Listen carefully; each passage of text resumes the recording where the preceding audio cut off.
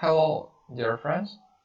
My name is Yurii Krykun. I'm a FIDE Master from Ukraine, and in this small video I would like to demonstrate to you a pretty attacking game which I had managed to execute 3 years ago. Let's get to the middle game or to the early middle game position after the opening. My opponent went d4. I had played knight f6, and after some moves, we have arrived at a pretty symmetrical position, which might look dull and boring to many of you. And that is one of the reasons why I had chosen this game, because I wanted to demonstrate, and that is something I'm always talking about to my students, that even in such positions, if your opponent doesn't play actively, it's quite likely that you would be able to generate the initiative and get a very convenient play. My opponent here, instead of the main move pawn to c4, or some of the popular recent moves such as for example knight bd2, or pawn to c3, or bishop to f4, had played an interesting continuation b3.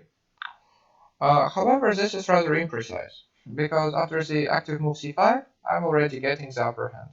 And this reminds me of an interesting line, c4, c3, and after b6, white plays c4, losing a tempo, but trying to demonstrate this diagonal has been weakened right now, which is why white is able to lose the tempo and still fight for something.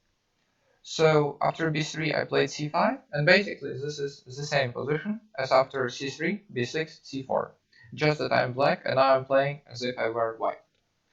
White on bishop to b2, c takes d4, knight takes d4. And here I would like to ask you a question. How would you continue if you were black? Alright, for those of you who wanted to think, you had a chance to do so. So here, I made a rather, it may look like a rather risky decision strategically, but in fact it's a pretty strong move, and here we will discuss why. What I did was e7, e5. The point is that after knight to f3, I have to move my pawn again, which looks pretty bad at first, because after e4, knight d4, I have weakened the d4 square forever, and it's obvious that I would not be able to chase a knight from d4. However, why did I go for this decision? What are the reasons? What are the advantages of my choice? As you can easily see, now the pawn on e4 grabs a lot of space and prevents many pieces from participating in the game as actively as they could have. For example, now the bishop is restricted. The queen cannot come to d3 if it wants. Also importantly, most important is the bishop is restricted. And also now black has room for some of his pieces. For example, the knight can go to e5 in the future, which is a very nice place for the knight to be at. Now we made a few logical moves. I played rook to e8, and here I think white should have tried as desperately as he could to opt for the counterplay. So my opponent played e3, and this is definitely quite a passive move, and pretty soon I have managed to win the game. We will see how it happened. But I would like to ask you, how would you play as white if you wanted to not to stay passive and to try to change the course of the game? Right, here the proper continuation is knight to a3. The reason being that white is trying to play pawn to c4 and break the black dominance in the center. Now, if black simply develops after, for example, the move knight to c6, white is able to capture, and play c4. And here's the point is that white does get counterplay. He manages to trade a pair of pieces, which is also beneficial because the knight is coming to d4. And why is it beneficial? Because as we can see easily, thanks to the pawns on d5 and e4, black controls more space in the center, and overall he has some sort of a space advantage. And when we have a space advantage, it's good for us to keep pieces, while white wants to trade some pieces, so that his space disadvantage isn't as significant. So this is what I should have done. But my opponent played quite passively, he went e3. And now after bishop to g4, queen to d2, queen to d7, I have made a few logical moves, king to h1, and I would like you to think a little bit how you would continue if you were black. What are the moves you would consider in order to develop your attack?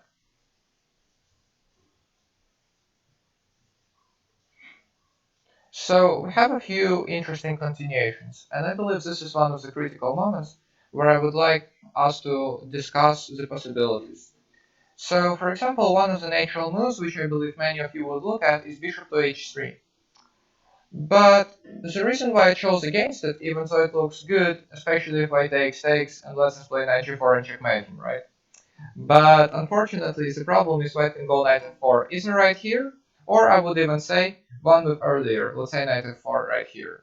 And say after bishop takes g2, king takes g2, the problem is that white manages to stabilize the position and take the squares on g4 and h3 under control. I mean, at the moment h3 is controlled for sure, and g4 is not, but white can even go h3 on the next move and take it under control, right? So black, even though his position does look nice, even here, he doesn't achieve as much as he would like to. So what are other continuations? We can of course choose not to do anything right now on the king side, but then white would be able to stabilize his position, even with such an interesting move as knight to g1, which looks very passive, but then h3, king h2 would happen, and then the white knight would retreat back to e2, and white would actually be doing more or less alright. So the move that I made, I think, is the most decisive and active move in the position, and I hope you have found it by now. The move that I went for is knight to f3. The point being that I'm attacking the queen, so that white doesn't have time to go for any defensive moves. And let's say if the white queen retreats, the intention was to go bishop h3, and now if white plays knight f4, you can, for example, take, and now maybe even continue with something like g5. And it looks like black's acting rather decisively. For example, if the knight goes to e2, now we have something like queen g4, and then knight to h4 check would be a problem. And also black would keep advancing his h-ball in order to break white's defenses a little bit, right? And importantly, I'll say if white plays h3, of course he can, but he needs to watch out for example, for the simple queen to h5 and then g4. And if h4, of course white can do this, and it would be not so easy to break through, but white would have a lot of weaknesses around his king, and most importantly, we want a few tempi for our attack, right? So, and another possibility actually after queen to d1, I believe, is to also consider not going bishop to h3 right now, because white has knight f4, but something even more logical and something I could like even better could be to make such a move as pawn to g5. What is it all about? We are preventing the white knight from coming to f4, right? And if that's the case, white would not be able to untangle, and then we want to go bishop h3. And importantly, white cannot really play knight to g1 here. This is a key detail, please be very attentive, because we have knight g1, and the queen now is under attack, so we would simply win a piece. And if that's the case, g5 is a very strong move, because then we go bishop h3, and then we get to execute our attack with all the comfort, and white would not be able to release the tension by playing neither knight f4 nor knight to g1, so white's position is pretty bad. So my opponent went on to capture on e3. Of course he could not take with a knight, because I would take back and win a piece, so he had to take with the bishop. Now I simply took back, the knight went to g1, here I played knight e4, and here I would like you to think a little bit how we should continue.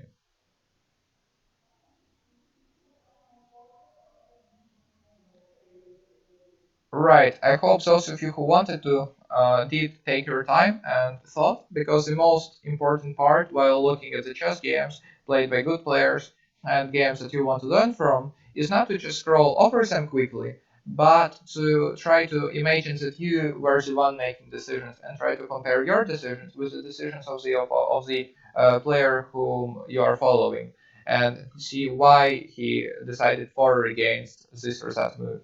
So what I did was bishop h3. And this is based on the concrete calculation, because now the rook is trapped, so the only move that white can make is taking, right? If he doesn't want to lose the exchange. Maybe actually white should have aimed at sacrificing an exchange and playing this position. But I'm clearly better, I won material, and I definitely keep a big advantage. So white went knight h3, queen h3, and now importantly queen to g2 is a big threat, and white cannot take on f3 because the bishop on b2 would be hanging, right? So what I did here was rook to g1. And now I would like you to figure out how we need to continue in order to gets a decisive attack.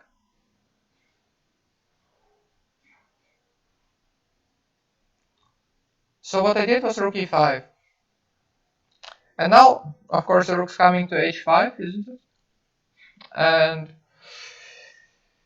importantly, white cannot afford to go knight takes f3 here because of the very strong move rook f5. And black would attack the bishop and the knight. And if white takes the bishop, then black would take rook takes f3. And the mate on f2 is coming, and there is no defense, because the bishop is hanging as well. White can maybe defend somehow, even though I don't see how that would happen. But he would lose the bishop. And if white, on the other hand, doesn't take the bishop, then we will simply capture on b2 and win a piece, right? So, and if white goes g4, then I think there are many moves, but importantly, we can also simply retreat with the rook somewhere, and then the bishop will come to e5. And now this is a big problem, because after some move, I don't know, whatever, the bishop's about to come to e5, and queen h2 would be a lovely checkmate. And there is not much white can do about it. We might look for a more decisive move, let's say rook to g5, for example, yeah? And I think white is in a lot of trouble. But in the game, white allowed for a nice finish. He went rook to b1, and here I would like you to find the win.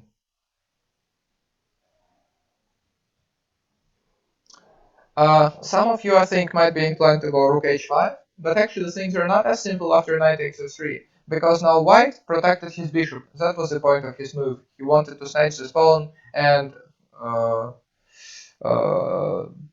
managed to escape unpunished. But fortunately, here we have a lovely forced checkmate, which I hope you have found. The move is queen to h2. And after king h2, rook to h5 would be checkmate.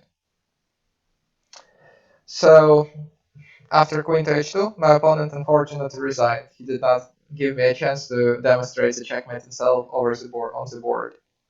And I wanted to show to you this small little game which lasted only for 21 moves, because I wanted to demonstrate how important are certain things, most importantly active play, because if you play passively, as my opponent did in the game, the opponent manages to seize the initiative and it's very easy for him to handle the position. Well, if you act actively, the opponent feels way more challenged and is much more likely to make mistakes.